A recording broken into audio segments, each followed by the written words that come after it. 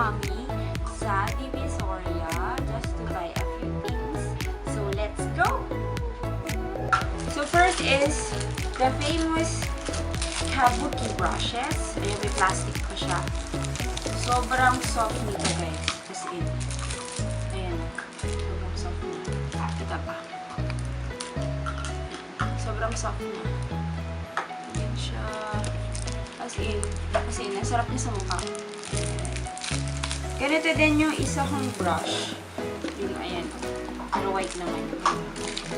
This is only for 200 pesos. And then, 10 pieces na siya. Guys, disclaimer lang pag bibili tayo ng mga brush or any items on GV, make sure before you use it, you have to wash them. You have to wash them, okay?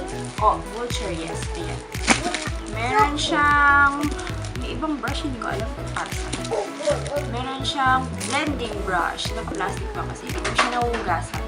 Ayan, sobrang soft niya. Ito yan, oh. Ayan. May isa kong brush. Color gold naman to. Same store ko lang siya binili. 200 pesos. Pero, mas okay kung bibili kayo nito sa 999 store since doon is 150 lang. Kasi, nung pumunta kami ni Mami, nakakita ko ng ganito. As in, same na same siya. Kabuki brush din siya. Tapos, tinanong ko, sabi ko, ate, magkano yan? Sabi niya, 150 po. Sabi ko, What? So, yung 50 pesos. Pero anyways, okay naman siya.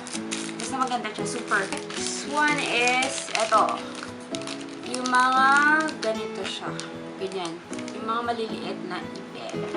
This set is for 100. Tapos, dalawa kasi yung binili namin ni Mami. Isang ganitong design. Ako yung bumili ganitong design. Tapos, isang ganitong design yung binili niya. Para din sa kapatid ko. This is only for 100 pesos. Mas maganda na yung quality niya. Ayan. Kasi mahilig kami bumili dun sa Forever 21. Yung ganito nila. Yan. Pati ito. Forever 21 to. And medyo may pagkamahal siya. Tapos ilang peraso lang. So, nung nakita namin ni Mama, binili na namin. Good siya actually. Oh my God. Look at my son. Look at my son. Ayan siya. Oh my Lord. Anyways. Moving on. Sunset siya. 100. Tapos bumili din kami ng mga mga tali. Ayan siya. Ay. Mga tali. Parang 50 pesos ba yun? 100 pesos.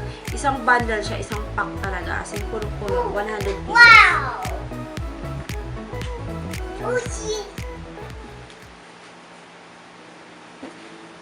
100 pesos for 100 pieces ng tali. Maganda siya actually. Ginagamit ko siya. Gamit ko siya ngayon. Yan siya. Yan. Maganda siya. Then, dun sa store din na yun, bumili din kami ng mga clips. Mga ganitong clips. Kasi, hinati ko na kay ate. Ayan, kaya kalahati na lang siya. Bale, siguro mga 10 pieces siya or mga 12 pieces siya. Tapos ganyan. Maganda din siya pang sa buhok pag nag-aayos. So, ayan. Ito. This is 25 pesos. 9999 store. 999 store. 25 pesos. Kaya ito siya. Okay, sorry. Here. Ganito ang kanyang itsura. Ayan. 25 pesos. Para siyang maliit na ano.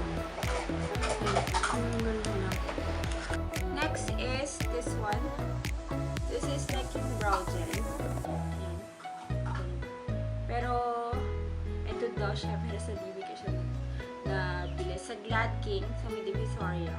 Guys, disclaimer lang. So, kung bibili tayo ng makeup sa DB, buy at your own risk. Kasi ito, syempre ako naman, wala naman kasi akong artist sa mukha.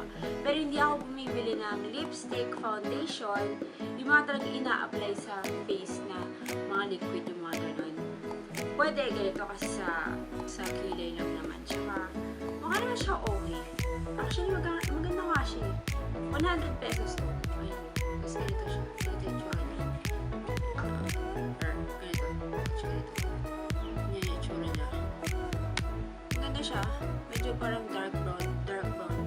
Tapos gamit ko siya ngayon. Matibay naman siya.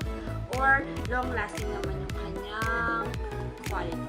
So, this is 100 pesos. Again, buy at your own risk kasi may iwas sa atin na hindi or medyo sensitive yung skin. Even yung mga ganito. So, ayun lang. Then, I bought Sanhe or Hashne. Sabi kasi ni Fry, Sanhe daw yung brand kasi parang, yes baby, silent H. Ayan. This is the one that I've been building sa Build and Play na episodes or yung parang collection ko. So this is the Fast Mart o yung parang Family Mart na design. Tapos the other one is Dunkin' Donut or sa kanya is Sweet Shop. Ayan siya. This is only 100 pesos each. Yung binibilang ko sa Vista Mall sa May Laguna is 170 each. Doon ko siya nabili sa may tabi ng, hindi ko kasi alam natin, sa may tabi ng Divisoria Mall. Iba yung Patabora. Yun, meron siyang maliit or lumang building na puro siya toys. Doon ako bumibili ng mga toys. Pag pang giveaways or for any occasion. Basta yan. Maganda siya actually. Maganda na siya. Kasi parang ganito din yung binibili ko sa mall. Pero 100 pesos lang siya doon. Tapos nakakita kami sa 999 store. Isang store doon. Puro siya Lego. Ang price nito is 150. So, pinatungan na lang ng 50 pesos. Samantala doon sa isang mall, yung old building doon is 100. Ayan. So, ayan siya. So, next one is dun sa parang toy store. Binalang ko si Kai ng PJ Mask. Ayan. PJ Mask. Maganda naman yung quality niya. This set is 100 pesos sorry. 100 pesos siya. Ayan. Ito si Gecko. This is Gecko. This is, who's this one? Catboy. Meow. Here, favorite niya si Catboy. And this is Owlet. Ayan. Yan siya. Tatlo sila for 100 pesos. Okay na. Kasi, wala na, panlalaro niya lang naman ito eh. Ayun. Tapos naibenta na. Tapos, I also bought yung Growing Pets. Ito, ganyan siya. This is 3 for 100. Yung isa kasi, tinry na namin. Ito yung sa YouTube Kids na papanood ni Kai. Pag nilagay mo siya sa water, mag-grow siya. Mag-hatch siya, tapos mag-grow siya. Ayan siya. Oops. This is not for you. Hindi siya advisable na iwan kay Kyron kasi nagka-crack siya. No. PJ Mask. Oh, okay, sige. Ayan ha. Mommy will get it later ha. Ayan. As in, nagka-crack siya. Pag nadaganan siya or nabagsak siya ng mataas, nagka-crack siya. So that's it, Pansit. So I hope you guys enjoy. Don't forget to like, subscribe, and comment to my page or to my channel and give it a thumbs up, okay? See you! Careful! Dalawa na shorts na o nalalag. Gusto niya daw mag-video.